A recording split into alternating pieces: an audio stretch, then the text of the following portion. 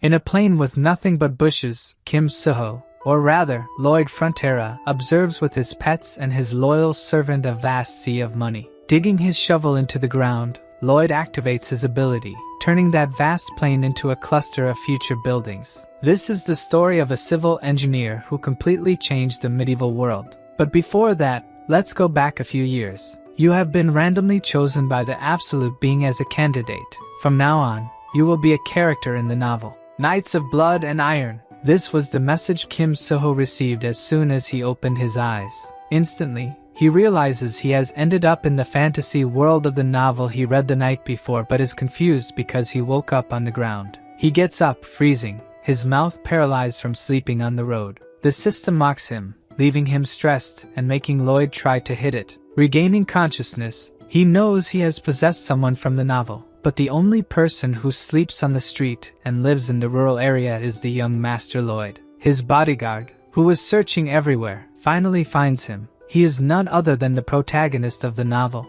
Javier Azrahan. The protagonist recognizes him immediately, as he looks exactly like the illustrations in the novel. In the novel, Javier's reputation as a swordsman spread throughout the continent, but initially, he is just an anonymous knight who works in the countryside. When the protagonist finds out he is the vagabond Lloyd, he becomes extremely irritated. Seeing this, Javier says he never called him a vagabond, but is glad he has self-awareness. Back at his family's mansion, Javier is warming the fireplace, asking if Lloyd really can't remember what happened. Apparently, he drank until he was completely drunk, destroyed the bar, managed to get back home on pure instinct, but ended up fainting on the way. The protagonist, freezing, observes the ground. Although it's warm, the environment is still very cold, as expected in a fantasy medieval world. Before leaving, Javier says he will report the bar incident to Lloyd's father and is questioned by the protagonist about his family's debts. He knows the whole story from the novel, having read it in one night in his apartment. He also knows Lloyd's family's fate. The Baron and Baroness were killed by scammers, and vagabond Lloyd died vomiting blood. The protagonist is furious at how Lloyd has been living until now. It's even worse than his past life in Korea. The next day, his mother asks if he really destroyed things at the bar last night, and asks him to apologize to the owner this time. The protagonist thinks the body owner should apologize since he didn't do anything,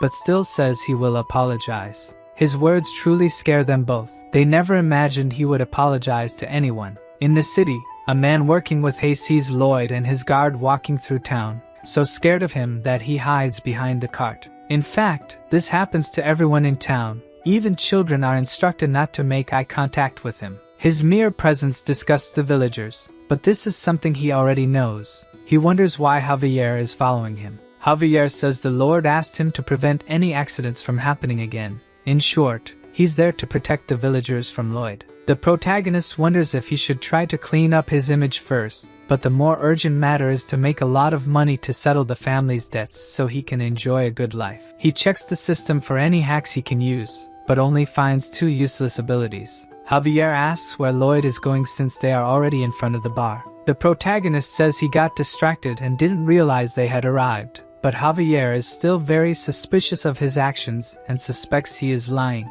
As the protagonist enters the bar, Javier thinks he's different from the night before, as if he's become someone else. Inside the bar, we see that Lloyd indeed caused a mess the night before. He apologizes, but it only puts the bar owner on high alert. Seeing that the bar owner is scared because he's speaking formally, he tries to be a bit more arrogant, but it seems his apology didn't work very well. Outside, Javier says it's normal for the bar owner not to accept his apologies, since he destroyed all his furniture and decorations that took so long to acquire. He says the bar owner will only be satisfied after receiving compensation, but the protagonist has several family debts to settle. Javier continues, saying the bar owner's mother's condition has worsened due to the winter cold, but this gives the protagonist a brilliant idea. As if a light bulb had finally lit up in his head, he remembers that there's no concept of heated stone slab floors here. If he could make one in this world, it would definitely sell well. This is something Lloyd could never do,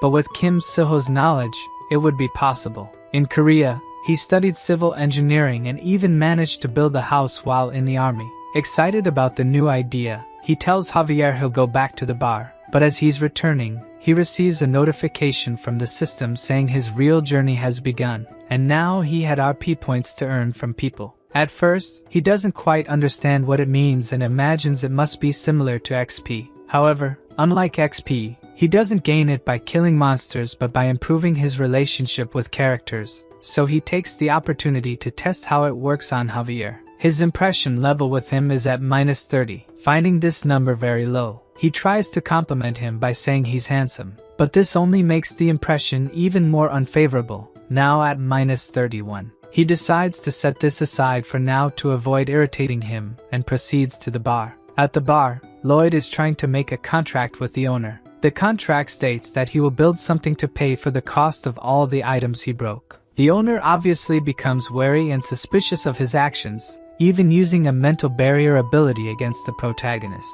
Since his reputation is completely destroyed, he can't simply try to transform into someone else to redeem himself. Instead, he uses his reputation as a vagabond to make the bar owner sign the contract. Now with the contract in hand, Lloyd says it was an excellent choice to negotiate with him, while his bodyguard looks at him with suspicion of his actions. Outside in the bar's yard, he's measuring the site with a shovel. Javier asks if he's trying to establish a new pattern of misconduct, since he threatened the bar owner to sign the contract. The protagonist says he's judging him based on what he did in the past, but now things are different. He will make them smile in the end.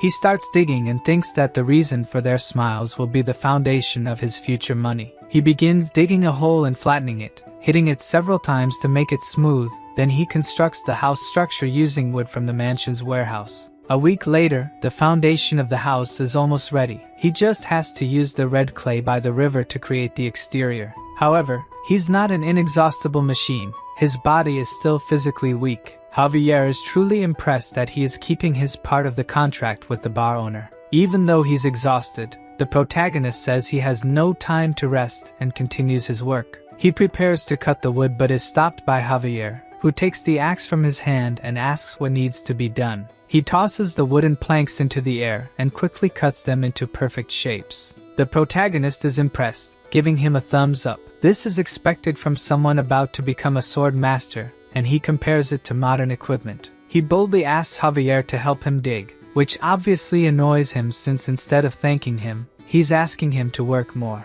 But the protagonist convinces him, saying that if they finish quickly, he'll be able to satisfy his curiosity about what he's doing. With no other choice but to help him finish faster, Javier starts working with the protagonist, and shortly after, they complete the house. He questions him about the symbol on the plaque, but the protagonist says it's his logo. Then he calls him to check what kind of problem he caused, lighting the fireplace and calling the bar owner and his mother. Both seem to love the warm room. The old woman says she feels like her joints are loosening, while the bar owner wonders how he did it. The protagonist thinks it's normal for people in this world to be surprised by this. It's the power of the Andal floor technique, a Korean method for heating rooms. Javier is impressed, seeing that he really managed to make the two smile. Even though he still doubts Lloyd's intentions, it's undeniable that because of him, two people are happy. Javier's impressions of the protagonist increased by 2 points, earning him 36 RP points. The protagonist even jokes a bit with his bodyguard, saying he was probably thinking,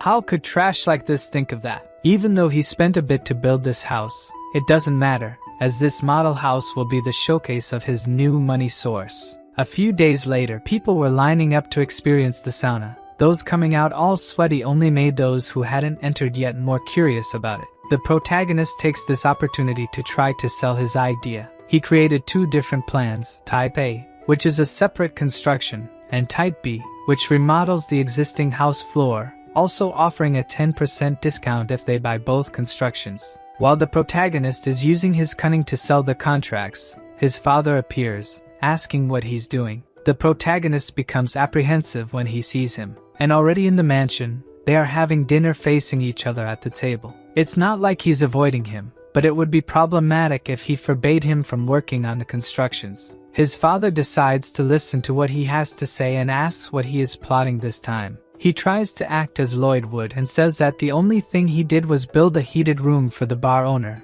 although his father already knows about the contract he made with him and warns that lying and deceiving the population will not be tolerated. The protagonist says that's not what he's doing and asks to leave, but his father asks if he's worried about the family's situation. He continues to say not to worry, that he will overcome this situation immediately, and asks him not to stray from the right path. The protagonist remembers that in his past life, he also heard these words from his father. At the time, he thought everything was fine, but it was all a lie. As he leaves, he tells his father not to give up and to keep going strong. Those were the words he should have said to his father back then. While walking through the corridors thinking about the requests he received, 2 loan sharks pass by him without even greeting him. In the Baron's room, they say he has 5 days until the deadline, and if he continues not paying, they won't stand still. The protagonist, who was eavesdropping behind the door, thinks this is the perfect time to appear. He remembers receiving some RP when Javier's impression increased and found out he could use them to level up his skills.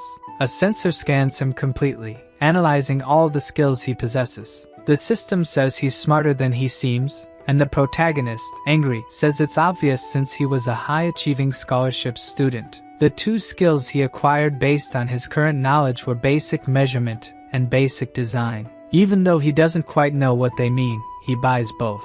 Basic measurement is activated, and his eyes begin to glow green. As soon as he looks outside, he can calculate the land area simply with his eyes. The design skill creates a screen in front of him capable of drawing models quickly, much more useful than doing it on paper, for example. Even though the work will definitely become easier from now on, there's still a construction problem since he doesn't have enough manpower, and he thinks that having a backhoe or heavy machine would make things much easier. The system says it's possible to summon one, making the protagonist quite excited, but it costs 50 RP to summon a random fantasy species, and he only has one. Still, that's great since if fantasy species are as he imagines, they will probably be more useful than heavy machines. Back to the loan sharks. They are threatening the Baron that if he doesn't have enough money to pay, they might end up taking his wife and maid to be sold. However, at that moment, the protagonist arrives, asking if they have no manners just because they are loan sharks. They ask why a child is interfering in adult conversations, but before they ask him to leave, the protagonist asks for their invitation letter. In the kingdom's noble law, in Article 3, Section 6, it says that all nobles have the right to protect their rights and interests, and entering a noble's mansion without an invitation is equivalent to invasion. The loan sharks say they've never heard of this law, but he tells them to check it together and calls Javier. As soon as he enters the room, the protagonist orders to cut off the invader's arms. The loan sharks ask if he's crazy and if he plans to resolve this in court. Then he says that's why he told them to check together. He wants to see which side the court will take. Seeing Javier unsheath his sword, the 2 loan sharks get scared and flee, saying they will regret this. His father questions him scared, saying this won't help calm the situation, until Lloyd throws a bag of money on his table. He says that's the initial payment he received and that it's a considerable amount for this month. His father thinks he's extorting money from people, but Javier tells him not to worry since he's monitoring the young master to keep his promise. Seeing that Javier trusts his son, he allows himself to trust him this time. In the corridors, Javier asks how he knows about the law, as he always thought he was an ignorant person, but the protagonist, angry, replies that he found it around. In fact, he found it in the novel. After the couple's death, the loan sharks wanted to dig and take the bodies to sell. At that moment, Javier talks about the law and cuts off the heads of the 2, knowing the novel's content is beneficial, but in any case, one message catches his attention now. He gains 60 RP as his father's trust increased. He goes to a secluded area away from people and activates the random spin. Several gears start floating in the air, forming a magic circle, but it's smaller than he imagined. From this circle, a small mouse comes out, falling to the ground. Seeing that tiny mouse, the protagonist thinks his summoning was a failure, making the poor mouse cry. It manages to communicate, saying that it's not a failure and can do many things. The protagonist asks what it can do, so it spits out a manual. Despite finding it grosses, the protagonist takes the drool-covered manual and discovers that besides being cute, they can have their constitution altered by feeding them sunflower seeds. Red seeds make them giant for 12 hours, while blue ones make them small. He asks if it can become as big as a human, since hamsters are good diggers.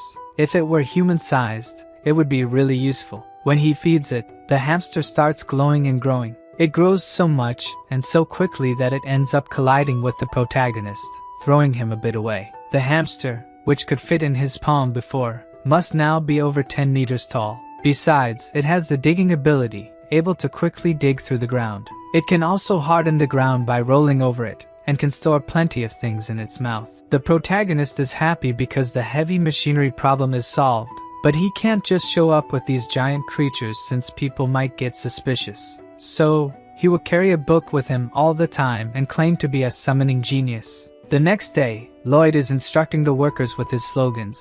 He makes everyone repeat with him. Safety first. The army of 30 people is clearly demotivated for work, even though they are still paid even if they don't work.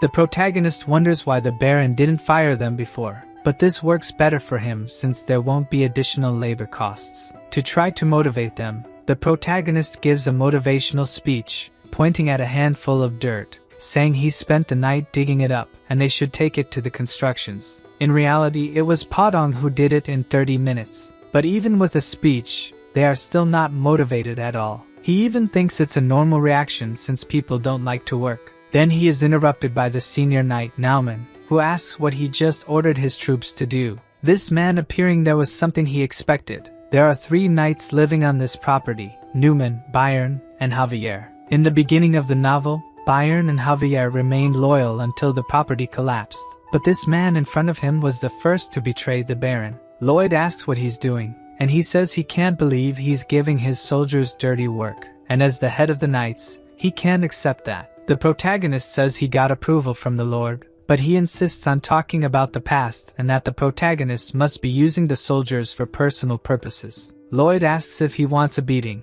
and just with that, the guy gets quite stressed. He then makes the first move by throwing sand in his face. Everyone who sees that is shocked, while the guard asks if he really just tried to tarnish his reputation as a knight. The protagonist pretends he didn't hear what he said, then challenges him to a duel right away. Returning to the mansion, Javier asks if he has confidence in defeating Newman. His opponent has a mana heart, and is also known as a sword specialist, while the protagonist is just a wretch. How could he even think of winning against him? Javier gets irritated with Lloyd teasing him, almost cutting him with his sword. He tries to analyze his actions, but everything he is doing is very strange. After picking his nose, he asks Javier to teach him swordsmanship. Javier says he would never teach his swordsmanship to someone like him, as someone with bad character like him could use it against people around him. The protagonist knew he wouldn't teach his swordsmanship right away, so he proposes to cure his insomnia. Javier wonders how he knows that, as if he's answering him in his head. The protagonist says he read it in the novel. In the novel, the ranking of the knights is divided into 4 levels. Javier's level is expert swordsman, and he will soon rise to the highest level, master swordsman. And the reason he can't sleep is that his nerves are superhuman. He agrees to the contract with Lloyd, but he will only teach swordsmanship if he can make him sleep, and says that he has already tried several ways to cure his insomnia, from cognitive behavioral therapy, herbal remedies, aromatic therapy. Even after saying all that, in a few minutes, he was already sleeping like a baby, hugging his pillow. The method the protagonist used to make him sleep is the same as teachers do in the classroom. He talked so much that at some point he just fell asleep. Now that he has fulfilled his part of the deal, all his sword techniques will be his. The next day, Javier, now refreshed from having a good night's sleep, tells the protagonist to start training with 50 laps. And surprisingly, he starts running without complaining. He completes 1 lap and says he hates doing it, but by the 2nd lap, he totally changes and says he surely didn't expect him to do it without complaining. By the 3rd lap, he unmasks his plan, saying he would say something like, "You don't have talent for this," and ignore the training. While he's being totally annoying to Javier, he gains a skill that asks him to hit himself, but he tells the system to discard it. It would be a lie to say he's not tired, but this is nothing compared to his past life. He had no family and woke up alone every day. At work, he carried bricks up to the 4th floor of a building every day, and at night, he unloaded trucks. All this just to survive, hoping that one day it would get better. Compared to that pain and despair, this is nothing. Seeing that determination and sincerity, Javier decides to teach him his sword technique. In the mansion, Newman talks to the Baron. He is disappointed that his son dared to insult someone who has protected his family for so long. He had hoped that he was becoming more rational, but it seems he was mistaken. He says it's his duty not to cancel the duel, but asks him not to hurt him so much since he's still the heir to the estate. Newman says he accepts his request, but his true intentions are entirely different. He plans to kill him in the fight, and if the Baron complains, he will kill him and his wife and make it look like suicide, all as he had planned. 1 month later, the long-awaited battle begins. The Baron and the Baroness, with their servants, watch anxiously. Newman asks if the protagonist is prepared. He, carrying only a shovel, says he should be prepared to take a beating. Everyone watching the fight from outside wonders if he's really going to fight with a shovel. Javier says he personally asked the blacksmith to forge it. His father is deeply disappointed, thinking he's playing around with a serious situation. But Javier, who has been following what he's been doing for the past month, doubts that he's just fooling around. Early in the morning, he did the basic training without complaining.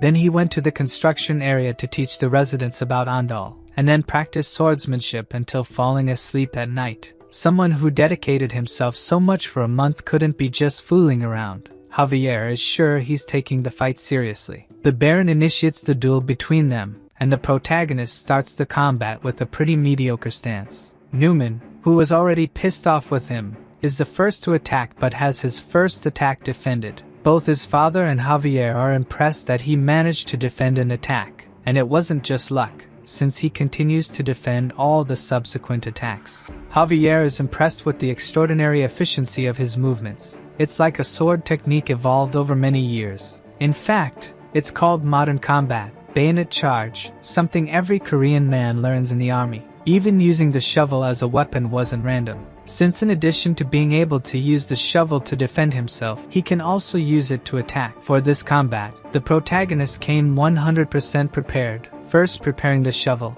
second, the basic sword technique, and finally, a tool synchronization ability for excavation. He managed to buy this ability thanks to Javier and his parents. Then, Newman shows why he is a Baron's knight. He starts accelerating the state of his own mana using his mana heart. He truly prepares to attack this time, advancing almost instantly towards the protagonist. Even Javier says it's impossible for an ordinary person to block an attack from someone who has a mana heart. That's if he were an ordinary person, of course. Even though he attacked with all his strength, aiming to kill, the protagonist manages to block the sword. Newman is confused, feeling as if his body had sunk. This was the fourth ability he prepared, Azrahan's core technique, the technique that made Javier the strongest man in the novel. He realizes that his attack's mana was absorbed, immediately pulling out his sword, but the protagonist takes advantage of this opening to land a blow on his face. The impact is so great that he sees one of his teeth flying,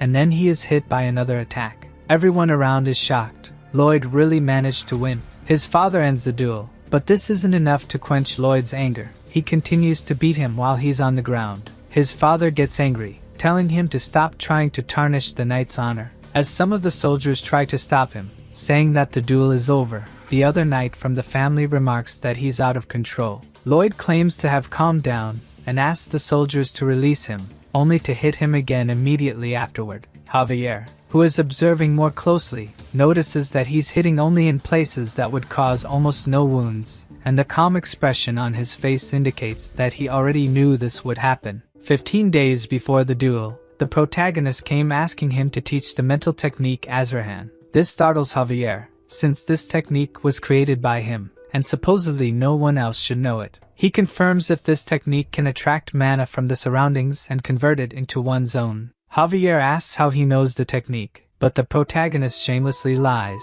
saying he talked about it in his sleep. Javier says he can't teach the technique because it's still incomplete, but the protagonist claims he can complete it. He explains that if he absorbs external mana and puts it in the mana heart, the mana heart will simply reject it and explode it out, as they don't mix. He should concentrate it separately, and then move it around the mana heart. Javier thinks this might really be possible and asks how he came up with it, but the protagonist continues to brazenly say he just imagined it would work. That day, Javier was able to complete the technique he had been worrying about for so long, and on the first try, he managed to create 3 circles. Lloyd says he doesn't want to create a mana heart, All he wants to learn is the absorption part. He just wants to absorb what he can touch. Since he had learned this ability, Javier thought he could defeat Newman, but he triumphantly won. His father again tells him to stop talking about his reputation as a knight, but he tells him to look under the tablecloth and then say if this man deserves to be called a knight. He finds several letters, and when he reads their contents, everything is there. From the property's situation to the Baron's likes and dislikes and instructions on how to forge fake documents. These letters contain everything he has shared so far. Newman wonders how he found them since he had hidden them inside the wall, but due to the novel, he already knew where they were and sent his hamster to fetch them. He sees that his father is completely shocked. In the novel, he was described as a kind man, but this protagonist doesn't know the words kind and friendly. He suggests a way to get rid of this man. He proposes throwing fierce rats on his head and then banishing him from the properties or reducing him to a normal knight and giving him a chance to think about his sins. People are confused about why he wants to throw rats at him, since a measly rat wouldn't be able to hurt Newman. Both his father and the people around think it's a sensible and generous suggestion, albeit understandably dangerous. His father agrees to the punishment and asks if Newman has any objections to it. He obviously doesn't, and thanks for their mercy. If you treat an evildoer well, will they really reflect on their sins and return the given mercy? Or will they become even more determined to manipulate and figure out how to take advantage of that kindness? The protagonist says it's great to see his final smile, gives a red sunflower seed for his pet to eat, and says there's no best method to ask for forgiveness. The rat thrown into the air grows to a colossal size, falling on top of Newman, probably killing him. With this, the rotten apple of his lands has just fallen. The next day, his hamster digs a path in the middle of the city. Javier asks what he's doing, and Lloyd replies that he's preparing the way to build a road. The engineering unit, previously shy and unwilling to work, has now become surprisingly efficient. He mentions that in ancient times there was a city called Rome, where people loved roads and even created a road system called the Appian Way. He wants to build something similar, a road that stretches from the Baron's house to the eastern coast. Javier questions again why he's building a road, but the protagonist tells him to just watch quietly and see the rising popularity of roads. However, everything seems very strange to Javier, so he asks where he suddenly learned to do all this. He asks if he's really his young master Lloyd. When the protagonist saw this guy's personality in the novel, he knew something like this could happen. He's the kind of person who would notice the change and immediately draw his sword. He starts using his Lloyd persona, claiming he studied without anyone knowing, and when questioned, since he only lived on alcohol, he says that Javier didn't watch him all day and couldn't know if he was studying or not. He asks how he explains the summoning, as it would be difficult for mages even with 20 years of experience. So the protagonist retorts by asking how he manages to use mana so well at 20 years old, and says that if he's a genius, why couldn't he be one too? Unable to refute his words, Javier just stays silent, so the protagonist seizes the moment to flee and get out of there as fast as possible. He goes to Knight Bayer and asks him to take care of everything while he's away. Javier says he'll accompany him, as it's his duty to watch over the young master, but the protagonist questions why he's stating something so obvious. Javier asks where they are going, and he replies that they are going to a distant place to collect unpaid debts. In a small, remote town in the Runia property, the scammer from Thor to Real Estate is very stressed because he lost a lot of money. His bodyguard says it's normal since he makes money by gambling, and also says that if he doesn't have enough money to pay him, he'll have to leave. The scammer gets scared, saying he can still pay and that he shouldn't go anywhere. He can make money by cheating others again, but since many people are looking for him, it's better to lay low for now. At that moment, the protagonist kicks the bar door open. The man asks what's wrong with him, but when the protagonist introduces himself as Lloyd Frontera, the guy is shocked as if seeing a ghost. The scammer immediately tells his bodyguard to run with him, and with just one leap, he jumps through the bar window. However, when he reaches the alley, a man is already waiting for him. Javier orders him to surrender the scammer and leave. If he refuses, he will be considered an accomplice. The bodyguard won't give up so easily, and as he prepares a spell, he asks if he even knows how to use a sword. The protagonist, observing the fight through the broken window, says that when Javier lost the Baron, he sought revenge and then fought this bodyguard, the first evil black mage he encountered. He had to fight against gravity power. At least that's how it is in the novel. The black mage then uses his gravity magic, directing it towards Javier. He manages to defend using his sword, but the magic expands and creates a gravitational field around him. The black mage then activates the gravity, causing him to break the ground with his feet. When Javier fought this guy in the novel, he was just an expert swordsman, but now this Javier has 3 mana circles and easily manages to cut the gravity magic. Seeing that it will be impossible to confront him directly, the black mage flees, saying that wasn't part of the contract. Javier asks if he knows what happens if he strikes a noble, intending to cut his legs, so he will crawl to the tribunal.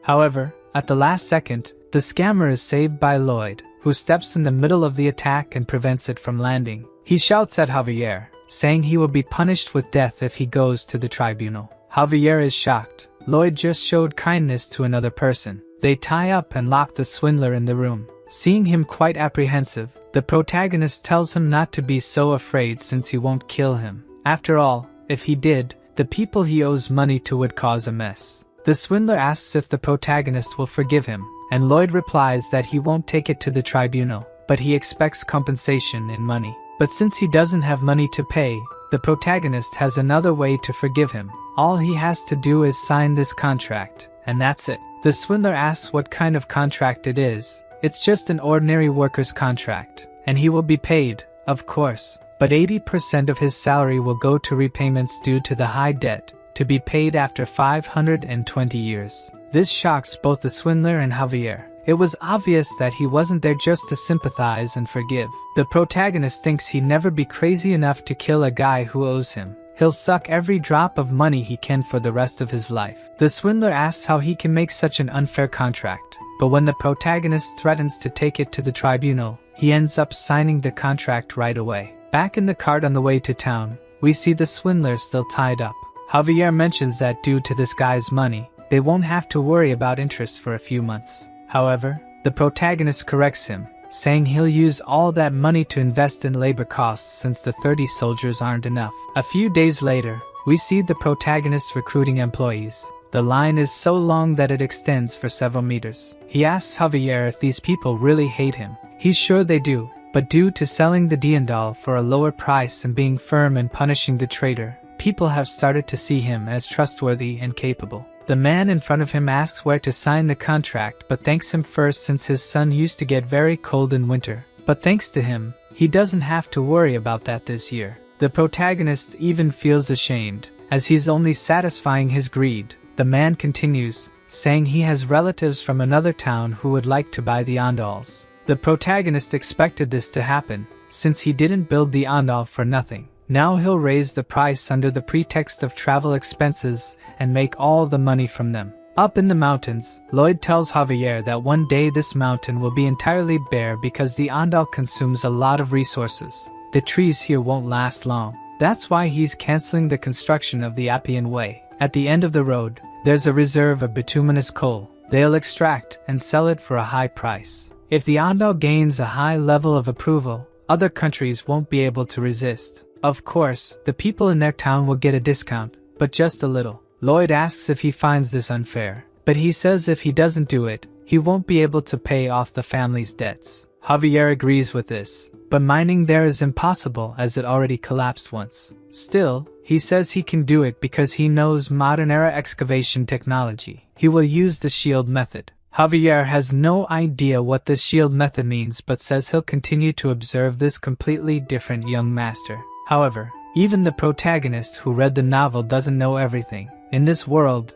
there are hidden dangers, and within the cave are thousands of creatures just waiting to emerge. Lloyd clasps his hands and performs magic, casting it upward and summoning a high-level apartment. A huge building appears from the sky, falling behind him. At least that's what he would like to do, but the only magic he uses is on his finger to design faster. Tired because this project is taking too long, he thinks he would like to summon 100 undead workers who don't need a salary. Due to the incident with Newman, he gains 639 reputation points due to favorable impressions from people. He upgraded his basic design skills and basic measurement skills to intermediate level, gaining new functions. Arriving at the mine entrance, he reflects on how he's supposed to dig there. He activates his intermediate measurement skill and can scan up to 5 meters. With this ability, he can find the safest path, but the problem is how to unearth the entrance quickly. Humans will take too long and get tired easily, and Padong is sick of the road project. He sees no other choice but to randomly draw a new species. He activates the mini portal again, which makes quite a noise, and a mini snake comes out of it. Seeing this cute snake, it seems apparently useless on the outside, but he remembers that was the case with Padong too, and asks if it grows big with sunflower seeds. He asks her to demonstrate her skills, and weeks later, he sees that she is much more useful than he imagined. She can eat the earth in front of the shield equipment, then she digests the food, and at that moment, Javier prepares for the attacks. She excretes steel, and Javier is in charge of cutting them, which are then used to build the terrain's support structure. Javier questions why he's cutting the poop of a giant snake, but the protagonist doesn't care and orders everyone to move forward, pushing the iron shield. Even though he installed oxygen tubes, he still feels a bit dizzy, but if it weren't for them, he would have probably passed out inside. Seeing that he's starting to get tired, Javier tells him that he also needs to rest with the other workers, but the protagonist says he's the site manager and needs to oversee the operation and act responsibly. In Korea, the people in charge of the work were the kind of people who didn't even show up on site. He hated those people and promises never to be like them. So, he uses his ability and detects luminous coal ahead. He cheers everyone up, saying they're almost there, and thanks the little snake because thanks to her, they were able to do this 10 times faster. While the protagonist explains that after they reach the coal, they'll have to dismantle the shields and expand the space, they start hearing a noise coming from the ground. Alarmed, the protagonist uses his ability and sees a small hole that wasn't there before, and this hole begins to grow larger until a giant ant emerges from it. Javier immediately cuts its antennae, and Lloyd uses his shovel to crush its head. The sudden appearance of this monster surprised him since it's something that didn't appear in the novel. But this is not the time to relax because an ant never walks alone. Thousands of ants begin to appear, and the protagonist evacuates everyone outside, while Javier manages to hold several of them, cutting them into pieces. If there's an ant colony, there can be from 200 to 1,000 monsters there. Javier is running out of breath. He won't be able to hold them all,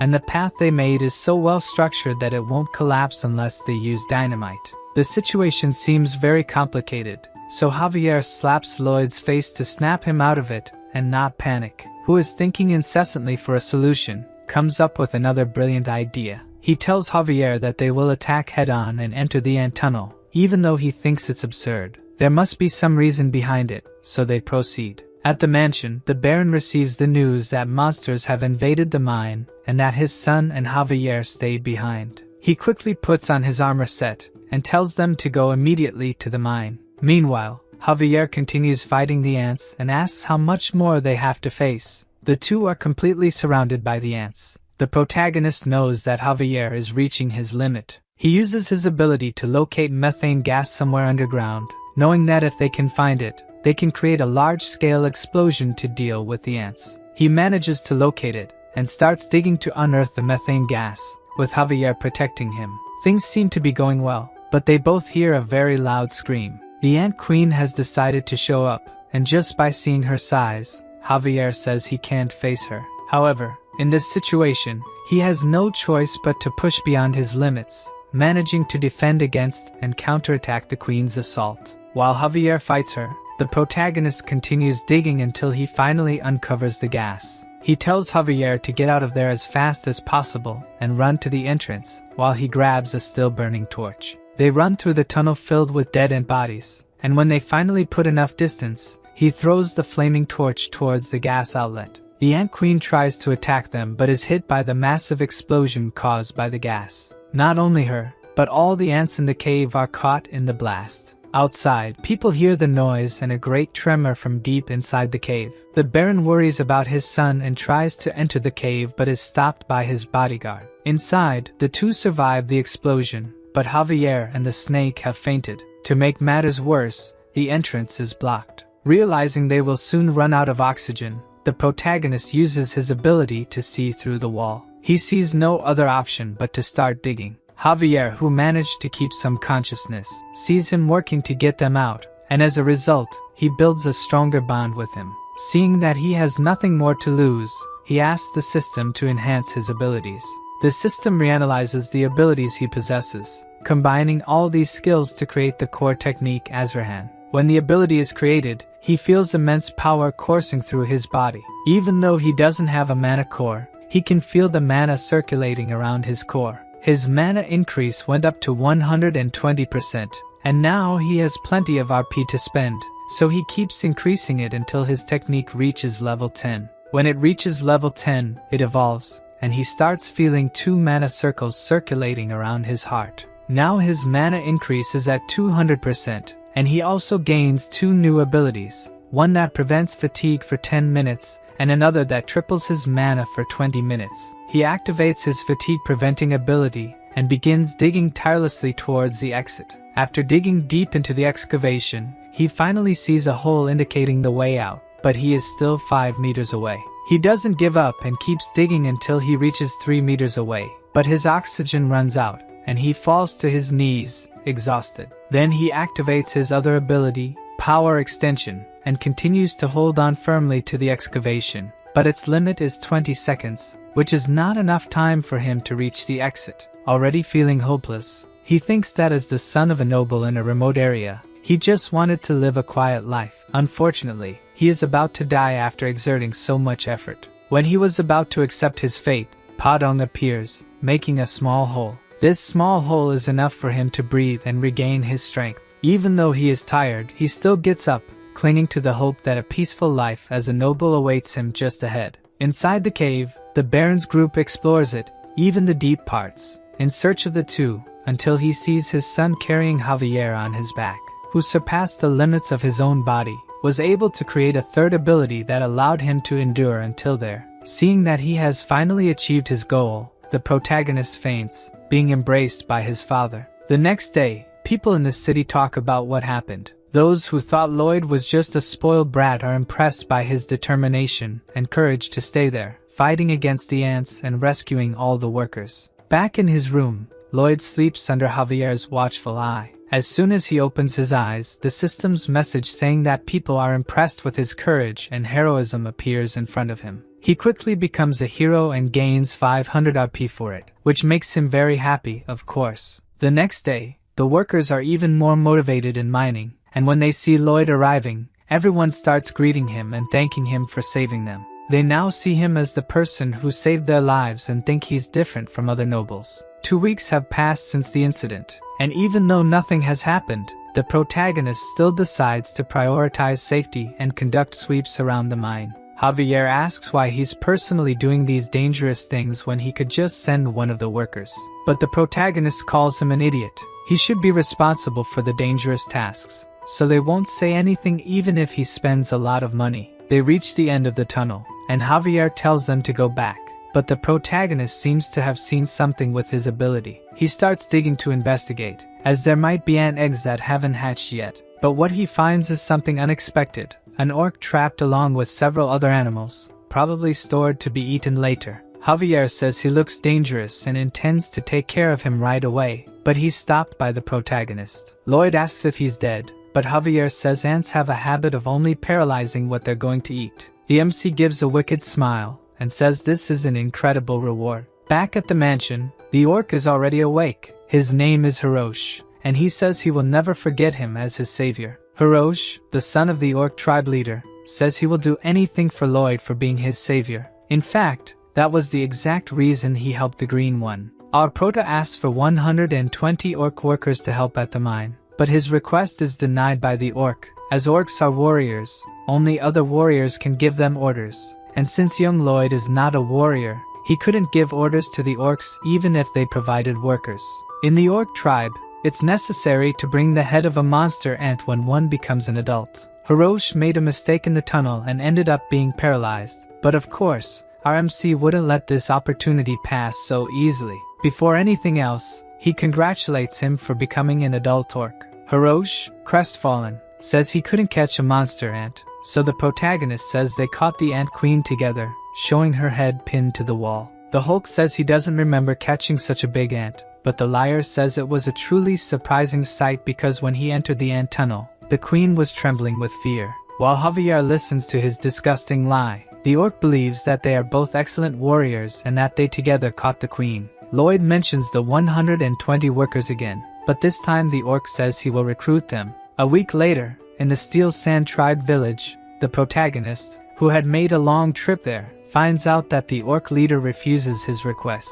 Shocked, he asks why. The orc chief says they need to hunt every day, and if they don't eat protein right after the hunt, they will lose muscle strength. Javier says these orcs are bodybuilding maniacs, so it will be impossible to convince them. The protagonist asks if there was a way to preserve the meat so they could go without hunting for more than 3 days, and he says he knows how to prevent the meat from spoiling even after several days. Let's go back a little in time to remember the moment they arrived in the village. The father and son, who hadn't seen each other for so many days, were extremely emotional to see each other again. They run to each other and give a tight hug. The impact of the hug alone was so strong that it caused a gust of wind to spread around. Lloyd says that if anyone had been between those two, they would have turned into mincemeat. Our mercenary thinks that if they can get 120 workers with these two, productivity will increase hundreds of times. But that wasn't the only thing that caught his attention. When Hirosh brought the Ant Queen's head as a celebration, the orcs were using massive gold objects for squats. Lloyd is shocked and wonders where they found those. It's as if they stole or took them from somewhere. Because of this, he makes a deal with the orc tribe leader to get both the labor force and the treasures. Javier is reading the contract and discovers that they will build a stone-cold storage warehouse. Not knowing what that means, he asks Lloyd. The royal family preserves food using ice magic. What they are going to do is similar, but they won't use magic. To make it, they will need a special stone called granite. It is a very resistant stone and will be difficult to extract. Normally, one would use dynamite to extract the stones, but right next to him is a human dynamo. From Javier's look, he already knows he will use him again. In one of the main episodes of the story, in the city of Namrum, the entire population was trapped in a magic barrier, and within this city were thousands of refugees that Javier needed to save. At this moment, Javier was a sword master with 4 cores spinning around his mana heart. At this moment of despair, he unintentionally created a skill. The explosion from the collision was so strong that, aside from destroying the magic barrier, it became one of his main techniques. Lloyd explains this technique that he could use. Javier again asks how he knows about this, but the protagonist says he just thought of it at some point. Even though the real reason he taught him this technique was to use him, it would still be a great strength boost if he could execute it. Protecting the mana heart with 1 core and moving the other 3, he releases an explosion into the rock. It was so strong that it tore through all his clothes and even ruffled his hair. Angry, Javier asks if he knew that would happen, but Lloyd says he had no idea and apologizes. Anyway, the idea worked. Now it's his turn to work. Javier speaks of his knight's honor, and that now he's being used for construction, but the MC realizes that this is just his way of showing gratitude. After this, the construction proceeded rapidly. The granite Javier cut was carried by Padang. The orcs who were addicted to training started working on their own. Because of this help, they will be able to finish 5 times faster, and the last thing they will need is the ice and thermal insulation. Lloyd asks Javier where the people with the insulating material are. He replies that it's been exactly 3 weeks, and the group should have arrived by now. There are 2 possibilities. Either the soldiers are lazy, or there was an accident. The protagonist says they must check immediately. Javier stops him and says that if this is a mission, he should do it alone since he doesn't know what kind of accident happened. It could be dangerous. But Lloyd has explained this several times. He is in charge of construction and responsible for the workers' lives. Exploring further into the mountains, he ends up finding one of the gloves he had custom made to use when handling insulating materials. Javier warns that he senses a strange energy coming toward the canyon, an abnormal flow of mana but very faint. Thinking about it, he tries to remember if he saw something similar in any of the novel's episodes, but something leaves him completely terrified. He immediately says there's no time, and they need to walk quickly, as everyone might be dead. They venture further into the canyon, finding several clues from the missing group, until they reach Rupalan's dungeon. This was a place Javier had been looking for since the beginning of the novel, the hideout of a black mage named Rupalan. The protagonist is deeply irritated that someone dared to lay hands on his workers. Javier is the first to enter the cave, telling Lloyd to stay behind him. He ends up stepping into a trap but is narrowly saved by the protagonist. MC asks if he's sure he's a knight. He should have thought that there might be a trap inside. In fact, he already knew about the existence of this trap since in the novel, Javier fell into it and had to continue through the dungeon all battered. But Javier is the type of person who never falls for the same trick twice. Lloyd comments that earlier, he felt a normal mana flow and asks him to use that technique since magical traps are linked to mana. He would be able to sense any abnormalities. Javier manages to detect where the traps are located and begins to guide the way to the back of the cave. The swordsman thinks that even though his master always lies or insists on annoying things, this time it seems like he knows exactly what's going on. He can't sense any special mana or energy, and thinks it might be a type of very powerful mana, but he decides to ignore that and focus on rescuing the workers. Inside the cave, a black mage senses the presence of intruders since one of the traps was activated. They probably came to rescue the recently kidnapped people. However, the black mage has already finished the preparations he needed to make and approaches a large iron door. Opening it, the 5 missing workers are there. He grabs one of them by the hair and starts dragging him, throwing him into a magic circle of blood. This is the magic circle that connects to hell. Using a scythe bathed in blood for 100 days and a young human, he will execute his spell. Before he can hit him, the black mage hears a shout telling him to stop. At the entrance to the laboratory, he sees Lloyd and Javier ready to attack him. Surprised at how fast they got there since there were hundreds of traps in the cave, the mage automatically uses one of his spells. 2 iron doors close around them, trapping them in that small space. The protagonist already knows what's coming and holds his breath as a sleep-inducing gas starts to fill the area. Lloyd uses his ability that makes him tireless for 10 minutes and starts digging quickly into the ground to make a tunnel. He doesn't need to worry about Javier since he is already immune to all medications to treat his insomnia, so sleeping pills don't work on him. Seeing Lloyd digging a hole under the door, he looks like a giant mole. Javier will keep that memory to tease him later. When the MC finishes digging the hole, he calls Xavier to finish it, preparing a magical explosion to surprise the black mage. The big explosion works, and the black mage is totally shocked to see that. Observing the protagonist emerge from the hole in a monstrous way, he decides to summon a creature to fight. A 2-headed monster comes out of the circle. Even though it's one of his failures, this monster is still very strong. Seeing this giant creature in front of him, Lloyd tries to tell Javier its weak point, but using the explosive wave, he manages to make a cut that tears the monster in half. Even the MC is impressed, since he didn't know he could use the explosion as a propeller to cut. This is a technique that doesn't even exist in the novel. Seeing the swordsman easily deal with his monster, the black mage goes into despair, as he can't defeat them. The protagonist approaches him and asks how he intends to compensate for delaying the construction by 2 weeks due to the soldier's abduction.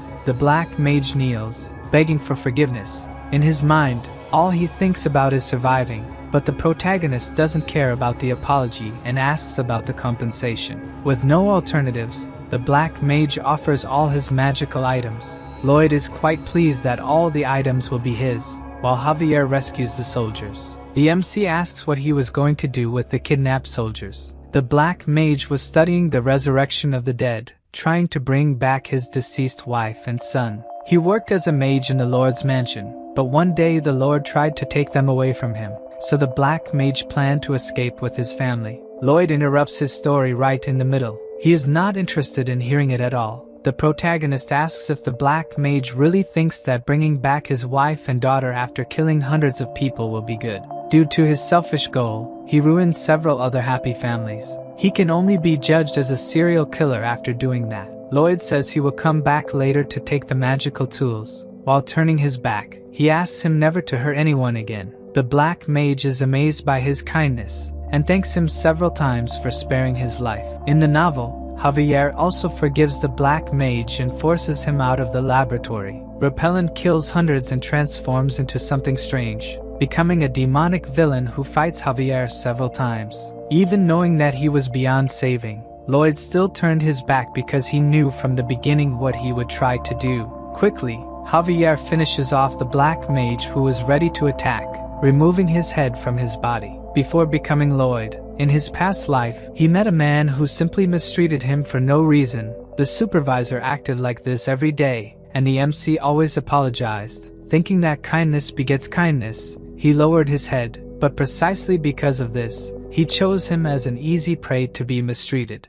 One day his anger finally consumed him, and he couldn't stay calm anymore. That day the protagonist gave the beating that bastard deserved. While hitting him, all he could think was that he was screwed. But the result was completely different. The man started to fear him and avoid him. On that day, he realized that there are certain moments when violence needs to be stopped with violence. Villains must receive punishment equal to their crimes. Returning to the orc village, the protagonist notices that his men are very tired. Seeing that he could faint at any moment, Lloyd instructs him to hand over his backpack.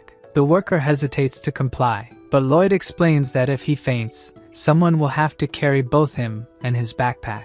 In reality, the young master takes backpacks from all the workers, ties them together, and declares that if anyone complains from now on, they won't receive bonuses. Javier isn't sure if he's doing this just for the backpacks or for the soldiers as well, but the truth doesn't matter to them, since all the soldiers see Lloyd as a trustworthy leader they can follow. The system sends messages asking if he doesn't find this rewarding, but for the protagonist, his only reward is money, nothing more. Arriving at the orc village, the stone-cold storage is already complete. Inside, the young orc notes that it is indeed a bit colder than outside, but not enough to prevent the meat from spoiling. Lloyd says it's still not complete as they lack ice to cool the area. Hiroshi asks how he's going to get ice since their living area is very hot. With a smile, Lloyd says he'll get it one way or another, which makes the orc doubt him, thinking he brought a swindler to the village. However, the young Hulk decides to trust him, since his savior shouldn't be a bad person. When the orc leaves, Javier asks how he's going to make ice, but that's something even the protagonist doesn't know. Javier questions him signing the contract without a plan, but Lloyd explains that to be successful, you have to make the impossible happen. At night, the protagonist sits on rocks pondering how to make ice. First, he made molds and asked his pets to fill them with water, but he doesn't know how to turn it into ice. In this world, there are ice mages, but he doesn't know exactly how their magic works.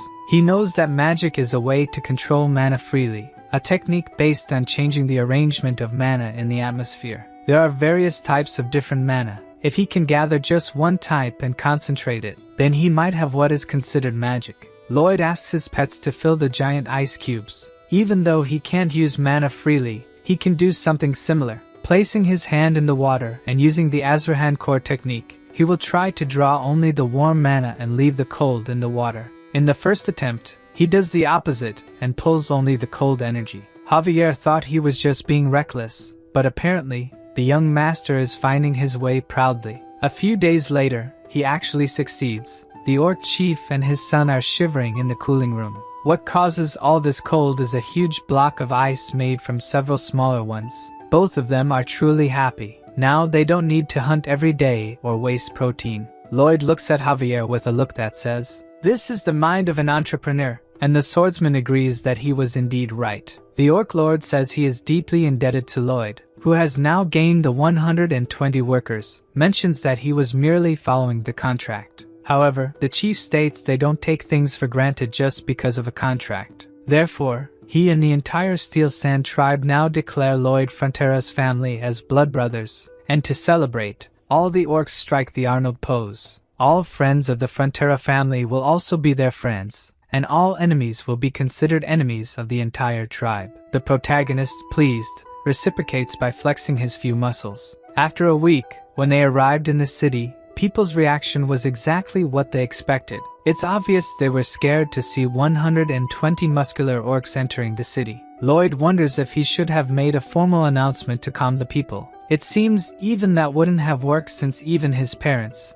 who knew the orcs were coming, were scared. Besides the points the protagonist gained from the orc village, the story of how he saved the workers from the dark mage also spread, leaving him with a total of 911 points. The Baron said he would look for wealthy merchants to buy the orcs' equipment. Now all that's left is to figure out how to use the dark mage's tools. While looking through a book, Lloyd finds something so surprising that he immediately rushes to the mine. There, he searches for the defaulter everywhere and tells him he has great news. The clause in the contract stating he would work for 520 years was a joke, since it makes no sense for someone to live that long. But now he won't have to worry about it, as he found a spell that can turn someone's body into a ghost and control it. This means he will be able to work for the next 520 years. The protagonist asks why he's the only happy one there and tells him to smile. The defaulter forces a smile, while shedding tears of despair. His actions were so cruel that the system says the king of hell is enchanted by his personality. Returning to the mansion, there are things he needs to discuss personally with the Baron. He looks for him everywhere, but a maid says the Baron received a visit from loan sharks. At that moment, Lloyd's expression changes completely. He definitely has something planned for them. In the meeting room, the loan sharks are trying to convince the Baron to hand over the mine in exchange for paying only 10% of the initial debt. While he is silent, thinking about it, the protagonist knocks on the door asking to come in. This time, Lloyd arrives quite friendly to talk to them. They immediately show they have the contract, and that he won't be able to expel them from the house again. However, he continues with his act and humbly asks to make a suggestion. They refuse, but Lloyd keeps talking, leaving them quite irritated. Lloyd goes on and says that if he doesn't make suggestions, it will leave him a little irritated. At that moment, behind him, the young orc appears in fury, asking who made his brother irritated. The two loan sharks are terrified of the orc, but Lloyd tells him not to worry, as they will accept his suggestion. After the meeting, the two loan sharks run out of the mansion. Lloyd tells his father that he would like to make the debt disappear, but since that would be a crime, they must be content with this outcome. He also mentions that the extraction of bituminous coal is going very well. However, now they have another terrible problem to deal with. Orcs eat 10 times more than a normal person, and if they can't resolve this, they will end up with more debts. As he expected, the orcs are great miners. Some of them mine for over 24 hours without stopping and have to be forcibly removed by humans. Their productivity is 10 times better than he expected, and they also refuse to receive wages. Their payment is in food, but the cost of this food has increased so much that Lloyd considers raising taxes to meet this demand. However,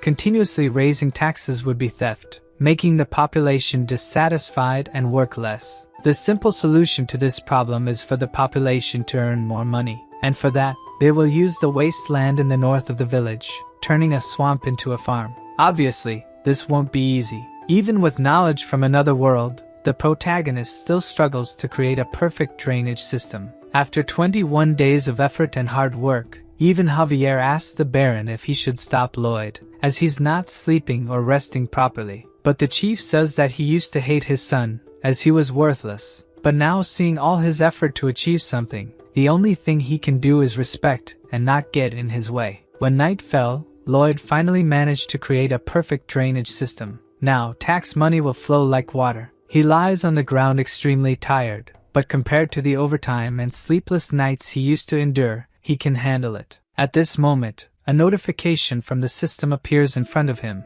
adding a new option to the design ability, allowing simulations using data obtained through measurement. Lloyd does a quick test, activating his ability on a distant mountain, and when he modifies the structure in an abnormal way, it breaks. He's angry that the system only mentioned this now, after a month of working like crazy. Arriving at the swamp, he starts the first phase of the wetland recovery project. The first step is to have his pets drink all the water from the land. The MC knows that just the two of them won't be able to do it, so he intends to use all his points to summon as many pets as possible. With his current number of RPs, he can summon 4 of them. The pets don't need to have special abilities. They just need to be big enough to drink all the water. The creature that comes out of the portal hits the protagonist's face due to its speed, and when it lands, Lloyd is surprised as it looks like a hippopotamus, an aquatic animal. The 3 pets celebrate by playing among themselves. The protagonist, now hopeful, asks him to show his instructions. Like all the others,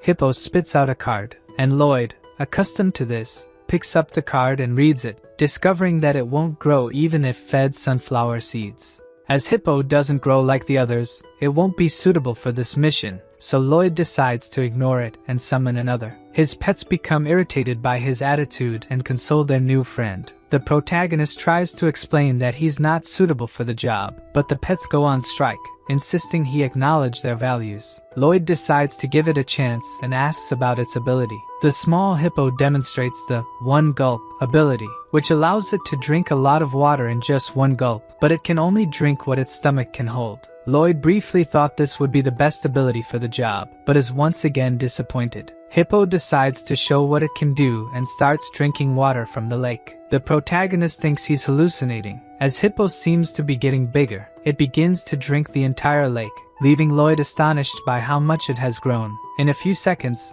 that immense swamp dries up. Hippo seems satisfied after drinking so much water, while the protagonist is completely shocked by how much he managed to drink in such a short time. The other two pets look at their master with a "I told you so" expression, while Lloyd asks the system if this is really random since he always gets the magical beasts he needs. But the system is vague and only says he's lucky. Hippo asks if it can keep drinking more. The reincarnated architect tells him to drink until he can't anymore, since the construction of the Matrix terrain will start tomorrow. The next day, the workers are amazed at Hippo's size. He's part of the first process, drinking the maximum amount of water and spitting it into the river, repeating this process several times until everything is dry. Then the workers remove the roots of the herbs and the rest of the plants in the soil. Using mana explosion, holes are made, and bamboo is placed while Padong compacts the soil to remove water from the deepest part of the ground. Hippo uses the bamboo as straws. Only after all this, using his simulation ability, they build a dam. With all these processes completed, they have just finished the first sector. Lloyd shouts that after they finish, they'll have a big celebration, cheering up all the workers. After a few days, even Javier is impressed that they turned that abandoned land into cultivated land, but he also wonders when a swordsman started working in construction so naturally. Lloyd arrives shouting his name. He asks Javier to spread seeds along the way to combat some insects. The great swordsman has been reduced to a farmer. Next time, he'll be sure to refuse these requests from the young master. At that moment, the Baron and Baroness arrive, seeing that wonderful scene, and everyone must be thinking the same thing they are. What they're witnessing is a miracle. The people of the village start to show respect for the protagonist, earning him even more RPs. Javier is also happy taking care of his plants, watering them as if they were his daughters. Lloyd says the only thing left to finish everything is the water wheel, a device to prevent the swamp from flooding again. They start to hear horse hooves approaching. An entire cavalry is heading towards them. Lloyd asks who those men are. Javier says that's Viscount Racona, who owns the northern part of the swamp. When they arrive, the protagonist identifies himself as responsible for the construction. One of the mounted subordinates says this is the Viscount's land, and they should leave immediately. The Mara's swamp is a place that hasn't been visited by anyone for hundreds of years. The northern part is land administered by Viscount Lacona, while the southern part is administered by the Frontera. However, they obviously claimed rights over the land out of nowhere, aiming to take this fertile land without any effort from the start. It makes sense for them to insist on handing over the land, since a part of the swamp is indeed their property. That much is clear until now. Lloyd asks the Viscount if he's really saying that his land was invaded. The man on horseback tries to speak but is interrupted by the protagonist, who says this conversation is among nobles. The man gets angry, while the farmers question the young master's actions. Lloyd introduces himself as the eldest son of the Frontera family. The Viscount comments that his behavior is indecent and asks to call Baron Frontera. The MC pretends not to have heard and scratches his ear. When questioned, he says the only thing he heard was the sound of a dung fly. The Viscount looks for the fly but is alerted by his guard that the young man is referring to him. Lloyd talks about the laws of the kingdom's lands, Law number 321, a special law about cultivating wasteland. If wasteland is abandoned for a long time,